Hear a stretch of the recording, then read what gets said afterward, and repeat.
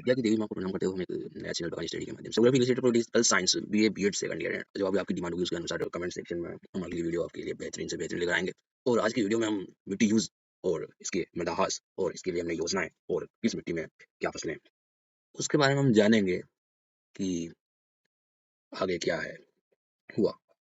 कृषि पशुधन एवं भूमि मिट्टियों का प्रयोग ईंट बनाने, सड़कें, मनोरंजन, भवन निर्माण गतिविधियों के कारण मृदाहास तेजी से होने लगा। 10,000 वर्ष पूर्व भारत, चीन, मिस्र, मेसोपोटामिया, नदी घाटी सभ्यताओं में कृषि आरण्य जनसंख्या सीमित होने के कारण पर्याप्त मात्रा में उत्पादन उस समय में संभव था, क्योंकि उस समय में जनसंख्या कम थी और हम अधिक मात्रा में कृषि आरण्य कर सकते थे एवं पर्याप्त मात्रा में फसल उत्पादन कर सकते थे, क्योंकि जनसंख्या कम थी 10,000 वर्ष पूर्व। तो हमने क्या क्या किया इसके लिए? पहाड़ी क्षेत्रों में फल कृषि करने लगे, मरुभूमि में मूंगफली एवं अन्य फसल उगाई जाने लगी, रेगिस्तान में मैदानी भागों की रेतीली मिट्टी में शकरकंद, तरबूज, मूंगफली, आलू उगाए जाने लगे। दोमट मिट्टी में गेहूं की उत्तम फसल उगाई जाने लगी एवं लावा की काली और कपास चिकनी मिट्टी में चावल की उत्तम फसल उगाई जाने लगी। ये सबसे महत्वपूर्ण। पहाड़ी क्षेत्रों में फल कृषि, मरुभूमियों में मूंगफली एवं अन्य फसल, मैदानी भागों में शकरकंद, तरबूज, मूंगफली, आलू, दोमट मिट्टी में गेहूं की उत्तम फसल, लावा की काली और कपास चिकनी मिट्टी में चावल की उत्तम फसल उगाई जाने लगी। ये आपको बहुत अच्छे से याद करना होगा और बहुत आसान है। मैंने टॉपिक लिखे हुए हैं, सिर्फ आपको तो इनको रिमेम्बर करना है, बाकी और कुछ भी नहीं है। क्योंकि पिछली 3 शताब्दियों में तेजी से उत्तरोत्तर विश्वव्यापी नगरीकरण, जनसंख्या बढ़ने के कारण औद्योगिक प्रतिष्ठान, व्यापार, परिवहन, हवाई अड्डे की मांग, पोत बंदरगाह, रेल परिवहन, कल कारखाने, अस्पताल, स्कूल, कॉलेज, मकान, खेल कूद निर्माण, इन सबके निर्माण के कारण तेजी से मृदाघास होने लगा। यदि हमने सतर्कता के साथ मृदा प्रबंधन नहीं किया तो मानव सभ्यता पर भी गहरा संकट उपस्थित होगा। तो इसका हमें मृदा प्रबंधन हमें करना होगा ताकि मृदा सुरक्षित रहे, हमारी फसल सुरक्षित रहे, हमारा भोजन सुरक्षित रहे। अगर हम केमिकल युक्त भोजन और इसमें रासायनिक केमिकल डालकर मृदा को भी हम मृदाहास कर रहे हैं, उसको भी नुकसान पहुंचा रहे हैं। इस वजह से हमें काफी समस्याओं को भी समाधान हमें करना होगा। विश्व में फसलों में हेरफेर और रोगों के प्रयोग के कारण कृषि फसलें अलग अलग पोषक तत्व ग्रहण करने लगी और मिट्टियों की क्षतिपूर्ति होने लगी। मतलब अलग अलग उसमें रसायन डालने गए, समय के साथ में हमें अच्छे मतलब जल्दी से जल्दी हमें फसल मिल जाए, हमें बस यही चाहिए। उस वजह से हम उसमें रसायन डालने लगे, उसमें पोषक तत्व डालने लगे।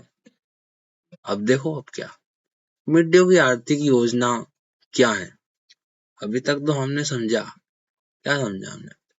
इसकी मिट्टियों के यूज समझे, और मिट्टियों की आर्थिक योजना में हमने क्या किया? विश्व में अधिक जनसंख्या जीवकोपार्जन, भरण पोषण हेतु प्रत्येक कृषि पर निर्भर है। मिट्टियों की उपयोगिता सर्वविदित है।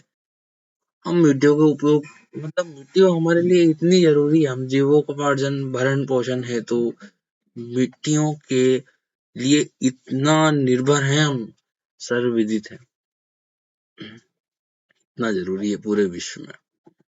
भूमि उपयोग 1 से 4 महत्वपूर्ण बिंदु।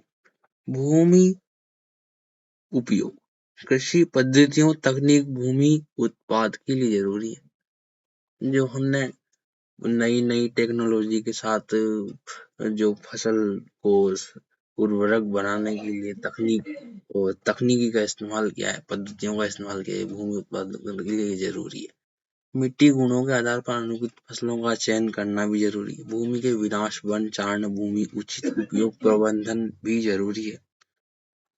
वन चारण भूमि का भी उचित प्रबंधन जरूरी है ताकि वो जो भूमि है वो भी उसका मृदा ह्रास ना हो। पौधों का चयन भौतिक आवरण अनुसार ही हो। जैसा भौतिक आवरण है, क्या टेम्परेचर है वहाँ का, क्या वहाँ की वायु है, उसके अनुसार वहाँ के पौधों का चयन हो। पृथक पृथक प्रकार की मिट्टियाँ पृथक पृथक फसलों के लिए उपयोगी हैं तथा मानव सभ्यता के विकास के साथ आज परिवहन वृद्धि फसल विशेषीकरण प्रवृत्ति तेजी से बढ़ा। मतलब समय के साथ परिवहन भी बढ़ा है, कृषि फसल भी बढ़ी है, वृद्धि भी बढ़ी है।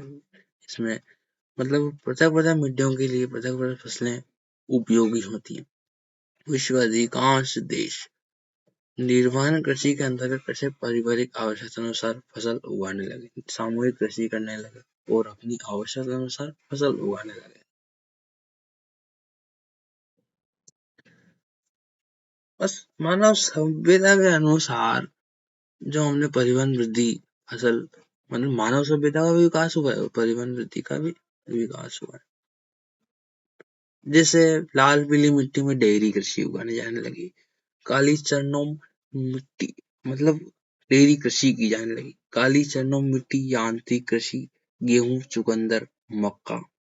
दूसर कथई वन मिट्टी, उद्यान, सब्जियां, डेयरी कृषि की जाने लगी।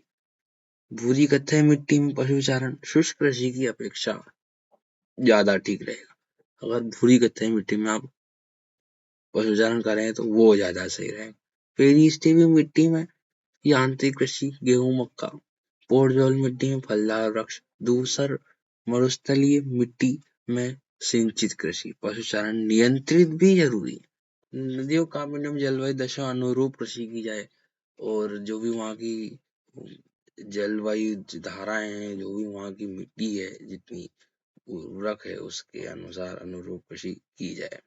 उम्मीद है कि आपको समझ में आया होगा और अच्छे से, और अगली वीडियो में बेहतर समझने के लिए अपनी जानकारी को उसमें डिस्क्रिप्शन आप जरूर पढ़ें और कमेंट सेक्शन में हमें बताएं कि आप अगली वीडियो में क्या क्या जानकारी चाहते हैं। और इस चैनल के माध्यम से हम बगानी study and carefully help you. Thanks आपका, और इसको आप पढ़ सकते हैं आगे और बेहतरीन समझने के लिए। English literature, geography and political, तो ये सब भी आप अभी तक पढ़ चुके हैं। और अब other classes centre examination uploaded this channel and आपकी स्किल और इंटरेस्ट के अनुसार आप इस चैनल से जुड़ें। यहाँ पर सब कुछ लिखा है, जो भी आपका इंटरेस्टिंग सब्जेक्ट है उस हिसाब से यहाँ पर स्टडी कर सकते हैं और आसानी से आप देख सकते हैं। तो ये तो हम नहीं पढ़ेंगे, ये आपको स्वयं ही पढ़ना पड़ेगा। ये भी, इस बात का भी आप जरूर ध्यान रखें, ये भी आप जरूर ध्यान रखें। बाकी आपको मिलते हैं बेहतर जानकारी के साथ अगली वीडियो में, और तब तक के लिए बहुत बहुत धन्यवाद।